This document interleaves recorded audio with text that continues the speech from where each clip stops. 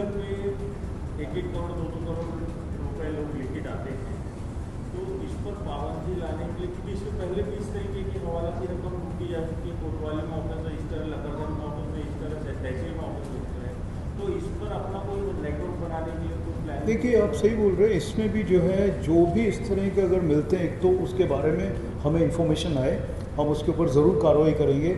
इसमें भी अगर ये जो दूसरे डिपार्टमेंट्स को बताने की ज़रूरत है, वो हम कार्रवाई कर रहे हैं, ताकि अगर ये बोलना है तो 50 लाख या मैं कोई भी अगर रकम बोलता है तो कहाँ से आई, क्या फ़्लो था उसका, ये सब डिटेल में जाने की ज़रूरत है। तो वो प्रूव करना उनका एक काम है। अगर 50 लाख बोल रहे हैं तो वो कहाँ से 50 लाख आया, तो जो संबंधित डिपार्टमेंट हैं उनके थ्रू भी हम ये जानकारी लेने की कोशिश करेंगे। सर, सदर में जो खरीदी दाखिल हुआ है उसमें एक बैंक की बुक का है, उसके कुछ अधिकारियों को भी गिरफ्तार किया गया है। इस बैंक का इसमें क्या इन्वॉल्वमेंट था और फाइनेंस कंपनी के किन कर्मचारियों का इन्वॉल्वमेंट? देखिए, जैसे मैंने आपको बताया कि ये जो एक बैंक जो है, इसमें उन्होंने वो गाड़ी जो है लोन लिया था गाड़ी के ऊपर, और उसने जो है लोन के पैसे दे भी दिए थे जो बैंक में। उसके बावजूद भी जो कंपनी है, जो रिकवरी एजेंट्स हैं, उन्होंने उसको उठाया, गाड़ी कब्जे में ली और वो वापस भी नहीं कर रहे थे।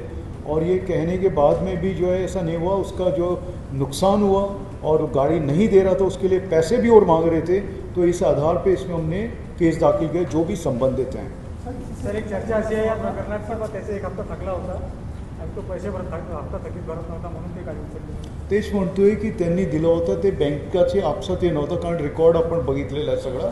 त्या रेकॉर्डमध्ये त्याचे अकाउंटमधून गेलेले आहे. आणि नियम असा आहे की तुम्हाला संधी देतात की तुम्ही भरा आणि ते घेऊन जा. त्यांनी दाखवला की असं आम्ही भरलेलं आहे, त्याचे रेकॉर्ड पण आहेत आपल्याकडे.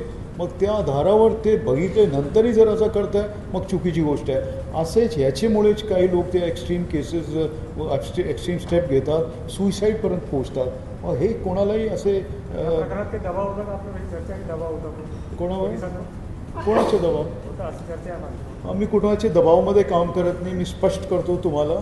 आणि हे जे आम्ही सांगितलेलं कुठल्याही याच्यात काही दबाव नाही. तुम्ही जर आम्हाला सांगितलं सगळ्यांसमोर, चांगलं राहील.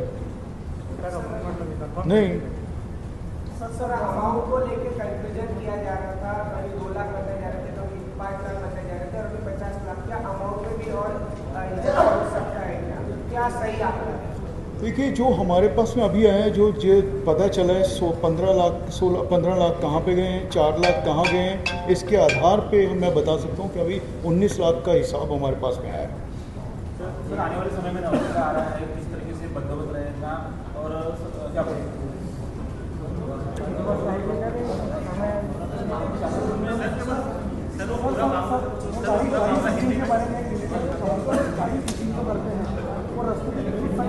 जी, बिल्कुल सही बोल रहे हैं। ये महत्वपूर्ण चीज़ है। ऐसे ही इसमें हुआ था। उसके अंदर जो है कस्टमर बैठे हुए थे, उसने सब कुछ बताया उनको, जो ओनर है उसने भी बताया। ये सब होने के बावजूद भी वो मानने को तैयार नहीं। मुझे लगता है ये एक क्राइम ही है। वो गाड़ी सीजन करने वाले जो रहते हैं, थोड़ा ही होना चाहिए, क्योंकि बहुत सारे लोग रहते हैं एकदम भीड़ भाड़ के घटने से जमा हो जाते हैं और फिर उनको पूछताछ करते हैं, गाड़ी इधर लगा उधर लगा और पैसे की डिमांड करते हैं। तो क्या उनको भी वेरीफाई करना जरूरी है कि पुलिस के बारे में? बिल्कुल, ये इसके थ्रू यही है, क्योंकि एक तो पहला केस आया हमारे सामने। अगर इस तरह से कहीं होता है तो उसके ऊपर ज़रूर कार्रवाई करनी चाहिए, वेरीफाई करना चाहिए उसने पैसा भरा है कि नहीं इंस्टॉलमेंट। दूसरा, उसके बाद में उसकी जो संधि मिलनी चाहिए उसको, वो मिली है कि नहीं। आप किसी को भी रोक के, उसमें कस्टमर बैठे हुए हैं और उसको उठा के, लेडीज़ को भी बैठे हुए, उनको आप निकाल के आप गाड़ी को इस तरह से कर रहे हैं, तो ये गलत चीज़ है। सर, बहुत सारे थानों में सर पुलिसकर्मी पैसों के लेन देन के मामले में सम्मिलित पाए गए हैं। अब भी एक हाल फिलहाल की घटना है, उटेश्वर में शायद